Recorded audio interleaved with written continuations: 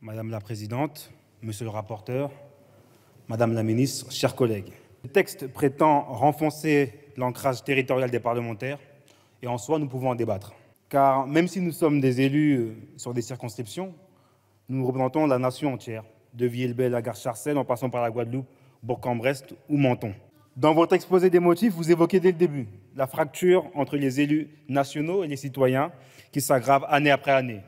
La faction de députés cristallise une forme de méfiance qui, au fil du temps, s'est transformée en défiance. Toujours dans le même exposé des motifs, vous faites état de l'abstention. En créant une séparation étanche entre les mandats de parlementaires et les fonctions exécutives locales, le Parlement s'est privé d'un levier puissant pour résorber la fracture profonde qui semble se creuser entre le corps électoral au regard de l'abstention croissante. Nous sommes à 3 mois des élections européennes.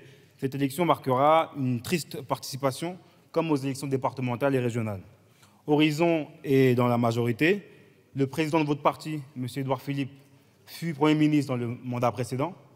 Et malheureusement, je constate qu'il n'a mené aucune politique incitative à inviter les Français à aller au vote. Il y a plus de 12 millions de mal inscrits ou de non inscrits sur les listes électorales. C'est ça qu'il faut encourager d'abord à aller voter. Et vous êtes comptable de ces chiffres. Car l'abstention, il ne faut pas chercher d'être responsable. Non, ce n'est pas la faute du cumul des mandats. Le dernier sondage ELAB pour BFM TV annonce que 67% des Français sont contre cette modification.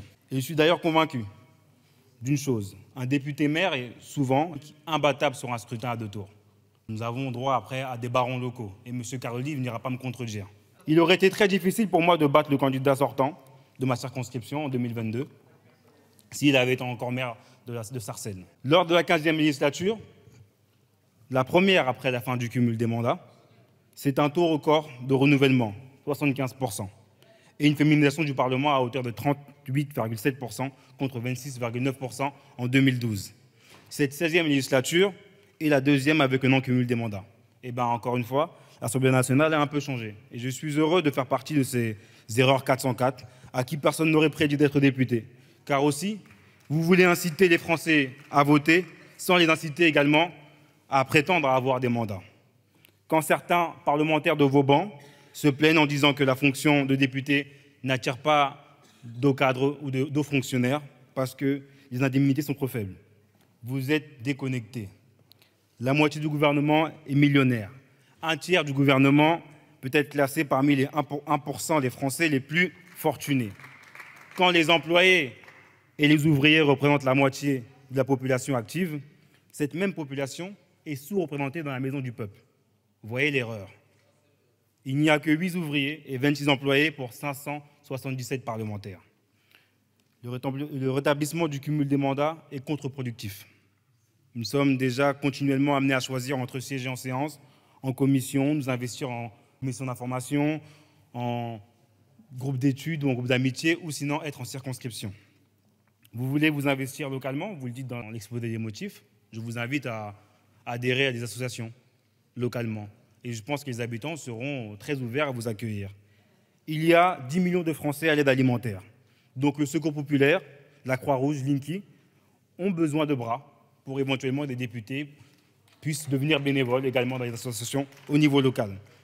La fin du cumul de mandats n'a pas renforcé le Parlement, au contraire. Nous avons besoin de moyens humains. Nos équipes sont constituées en général de 3 personnes. Nous ne faisons pas de figure comparée à d'autres parlements qui ne comprennent pas comment nous pouvons travailler ainsi. Il faut donc augmenter l'enveloppe pour nos collaborateurs. Comment voulez-vous développer un ancrage territorial quand certaines circonscriptions sont aussi grandes qu'un département? Nous avons besoin de moyens politiques, un Parlement qui exerce véritablement son pouvoir, et non un Parlement automate qui ne sert qu'à approuver les bons désirs du monarque à coup de 49.3.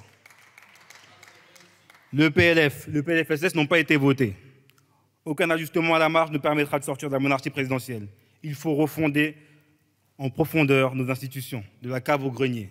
Nous souhaitons une 6e République démocratique, écologique, sociale, antiraciste, qui soit décidée par le peuple et pour le peuple. Nous voulons la convocation d'une assemblée constituante qui proposerait une nouvelle constitution soumise à l'approbation du peuple par référendum, avec la reconnaissance du vote blanc. Ainsi, vous voulez renforcer l'ancrage territorial sans prendre le sujet à la racine. Nous voterons contre ce projet.